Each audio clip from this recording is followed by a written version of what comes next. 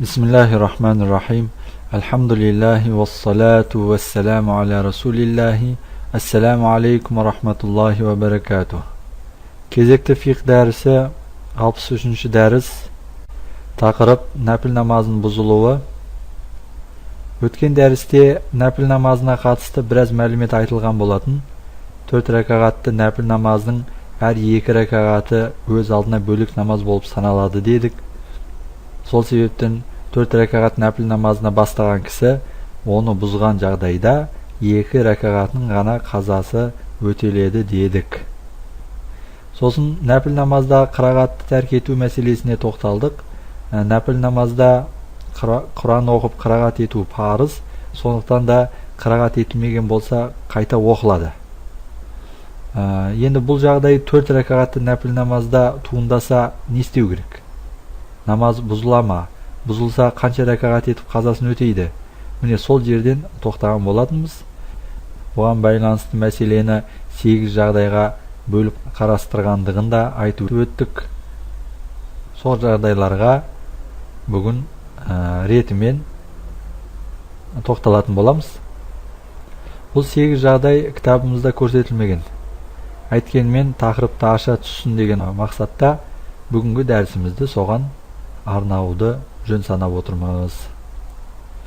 Кітапта имам Абу Юсуфтың 4 жерде 4 рәкағат етіп қазасын өтейді, қалған 4-еуінде 2 рәкағат етіп қазасын өтейді деген жерден тоқтаған тұғымыз. Осы сөйлемді басшылыққа ала отырып, аталмыш мәселелерді ретімен тізіп өтелік.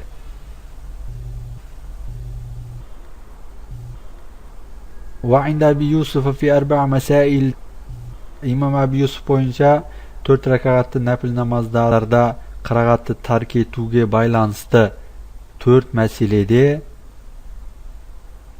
4 рәкағат етіп қазасын өтейді, қалған жерлерінде 2 рәкағат етіп қазасын өтейді дедік.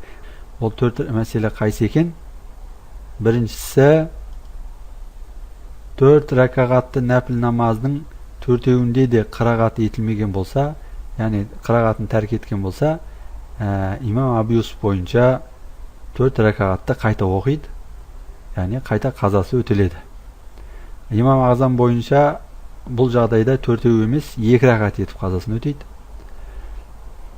Екіншісі 4 рәкағатты нәпіл намаздың әуелгі бөлігінің бірінде және екінші бөлігінің бірінде қырағат етіп қана қойса, оны 4 рәкағат етіп қайта оқиды. Мысалы, 4 рәкағатты нәпіл намаздың 1-ші рәкағаты мен 4-ші рәкағатында ғана қырағат етті дейлік, яғни Құран аятын оқыды дейлік. Сонда 2-ші мен 3-шісінде оқымаған болып тұр. Бұл кісі қайта 4 рәкағат етіп оқуы тиіс. Бұл имам Азам бойынша да осылай 4 рәкағат етіп қайта оқиды. Енді 3-шісі 4 рәкағатты нәпіл намаздың алғашқы 2 рәкағаттың бірінде ғана қырағат етіп, қалған 3-еуінде қырағатты тәрк еткен жағдайда имам Абу Юсуф бойынша 4 рәкағатты қайта оқиды. Имам Азам бойынша да солай.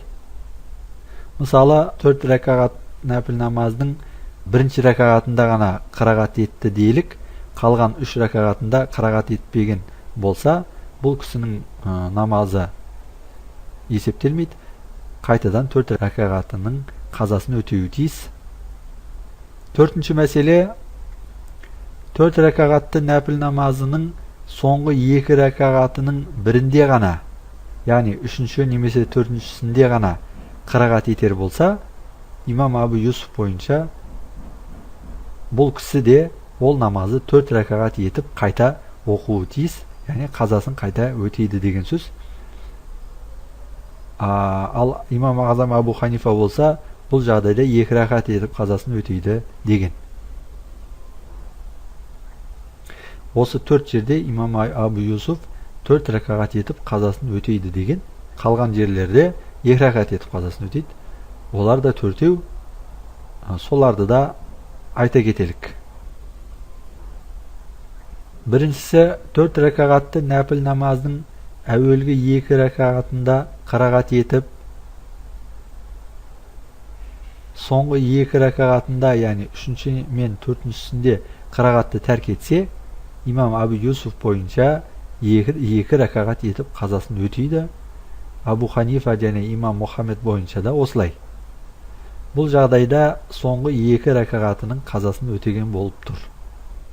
Ikkinchisi 4 raka'atli nafil namozning birinchi men 2-chi raka'atida qira'atni tark etib o'qimay, tek 3-chi men 4-chi raka'atida qira'at etgan bo'lsa, ya'ni Qur'on o'qigan bo'lsa, Qur'on oyatini o'qigan bo'lsa, 3 imom bo'yicha da 2 raka'at etib qazosini o'taydi. Bu жағдайда avvalgi 2 raka'atning qazosini o'tagan bo'lib sanaladi.